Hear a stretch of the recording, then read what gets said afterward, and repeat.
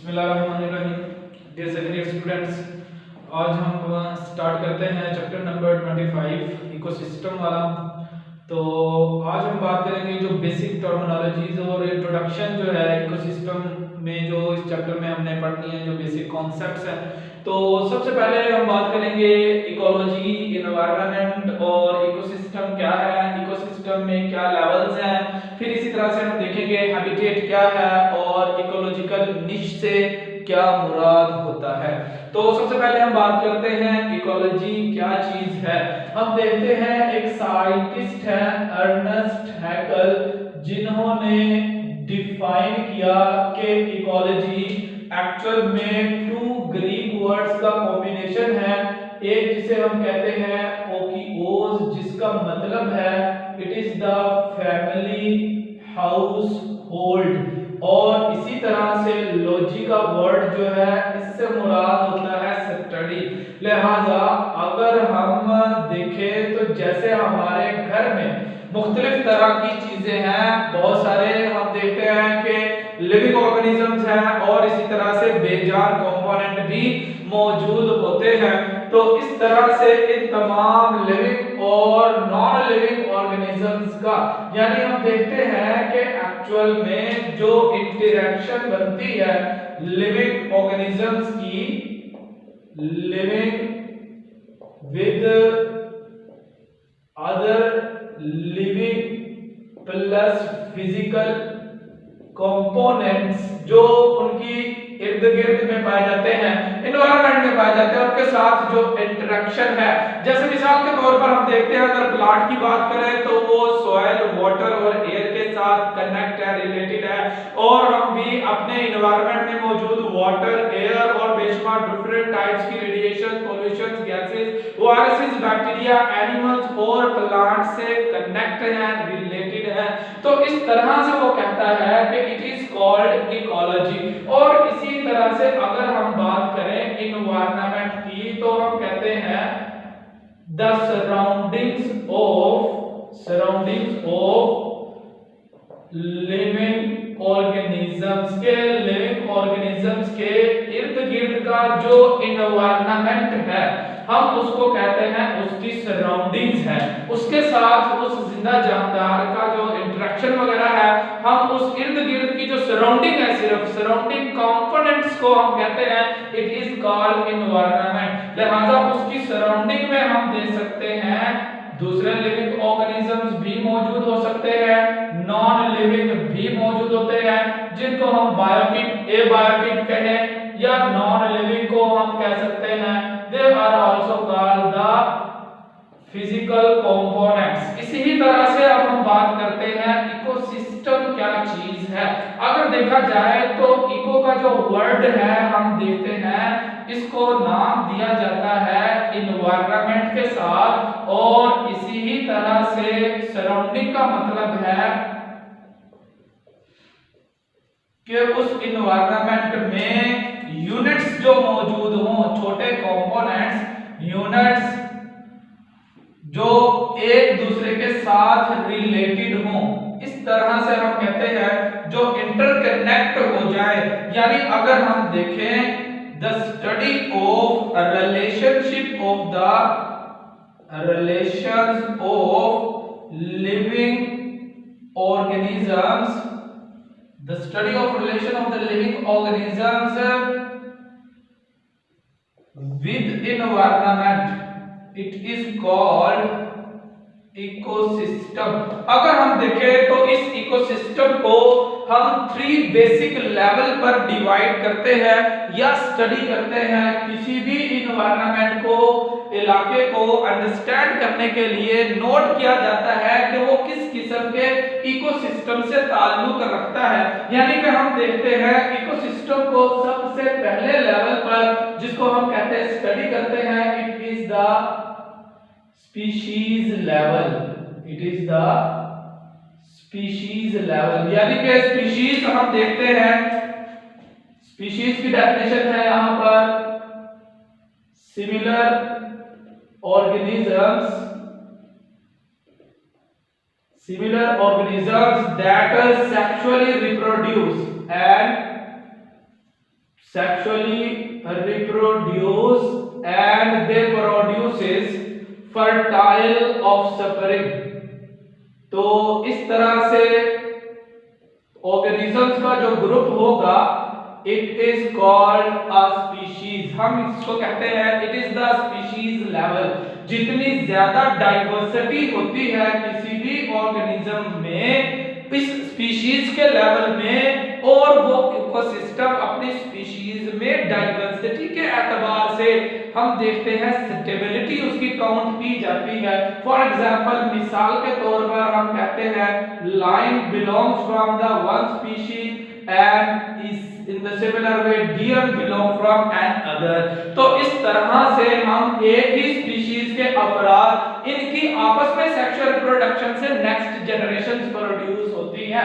इसी तरह से दूसरा लेवल जो है वो हम देखते हैं it is the population level.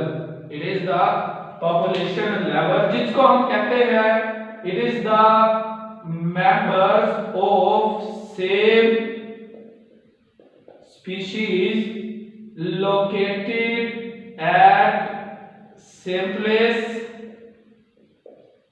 for same time। यानी एक ही वक्त में एक ही जगह पर रहने वाले एक ही नस्ल नो या स्पीशीज के जो अफराद आपस में इकट्ठे मिलजुल कर रहते हैं वो इस इलाके की पॉपुलेशन कहलाती है। पॉपुलेशन लेवल पर चले जाए तो इंटरैक्शन वसी हो जाती है, ब्रॉड हो जाती है। तो इस तरह से नेक्स्ट जो लेवल बनता है इसको हम नाम देते हैं it is called community level. यानी कि हम देखते हैं it is the collection of different species, यानी कि जो डिफरेंट पॉपुलेशंस है that comprises of different species, different populations की आपस में जो इंटरैक्शंस डेवलप हो जाती हैं इन इंटरैक्शंस से हम देखते हैं इकोसिस्टम में और ज्यादा कॉम्प्लेक्सिटी आ जाती है। तो ये कम्युनिटी लेवल कहलाता है।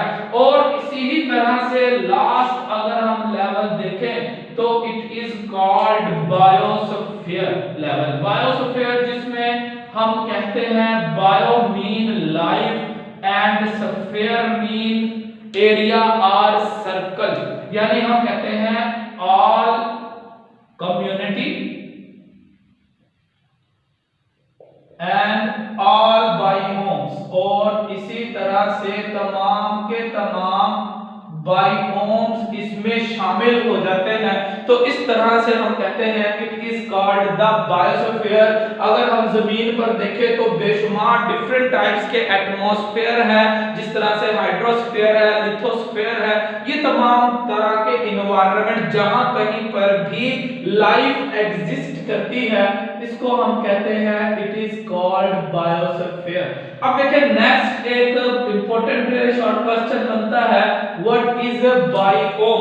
बायोम एक्चुअल में कम्युनिटी ही है। हम इसको कहते हैं it is the large regional community primarily determined by specific climate। यानी कि जहां पर क्लाइमेट के एतबार से किसी कम्युनिटी की शनाख्त हो वो इस लेवल को हम कहते हैं इट इज कॉल्ड बायोम। जैसे कि डेजर्ट है या इसी तरह से एग्जांपल है फॉरेस्ट की। और इसी तरह से नेक्स्ट हमने बात करनी थी, हमारा पॉइंट था what is the habitat. Habitat क्या चीज है? हम कहते हैं habitat is actually the place of living of an organism. यानी किसी भी ऑर्गेनिज्म की जो लिविंग प्लेस है जहां पर वो रहता है it is called the habitat. For example मिसाल के तौर पर हम देखते हैं fish live in the water or pond, it is the habitat of the fish. और इसी तरह से अगर हम देखें bird lives on the trees, तो ये ट्रीज जो है इन बर्ड्स का हैबिटेट बन जाता है। इसी ही तरह से नेक्स्ट जो है वो हम बात करते हैं व्हाट इज द निश और इकोलॉजिकल निश निश से क्या मुराद है? हम कहते हैं निश एक्चुअल में जोसेफ ग्रेनेल एक साइंटिस्ट थे, जोसेफ ग्रेनेल, जिन्होंने इस टर्मिनोलॉजी को इकोलॉजी में यूज किया। इन्होंने introduce the terminology in the ecology. सबसे पहले जोसेफ ग्रेनेल ने इकोलॉजिकल निश को अपना इकोलॉजिकल स्टडीज में यूज किया, और इसी तरह से फिर हम देखते हैं एक साइंटिस्ट और है जिन्होंने इनको डिफाइन किया था। वो ये कहते हैं कि it is the role of species in ecosystem, के किसी भी इकोसिस्टम में कोई स्पीशीज अपना क्या रोल प्ले करती है, ये कहलाता है इट इज द जॉब और occupation, it is the job और occupation of a species, it is called ecological niche. Charles Elton ने यह डेफिनेशन पेश की थी। तो इस तरह से according to the Charles Elton हम ये कहते हैं the role of species that is performed in the ecosystem including its behaviour, including its influence on the ecosystem and the other living organism. जैसे मिसाल के तौर पर अगर हम देखें प्लांट का इकोलॉजिकल निश या रोल या जॉब क्या है, फोटोसिंथेसिस करना, और इसी ही तरह से हम देखते हैं फॉर एग्जांपल लाइन का इकोलॉजिकल निश या रोल क्या है, इट इज द प्रीडेटर, ये शिकार करता है। तो इस तरह से हम देखते हैं ये इकोलॉजिकल निश है, और ये कुछ बेसिक टर्मिनोलॉजीज है जो हमें इस चैप्टर में समझनी है, या इस चैप्टर को अंडरस्टैंड करने के लिए इनका कॉन्सेप्ट होना जरूरी है।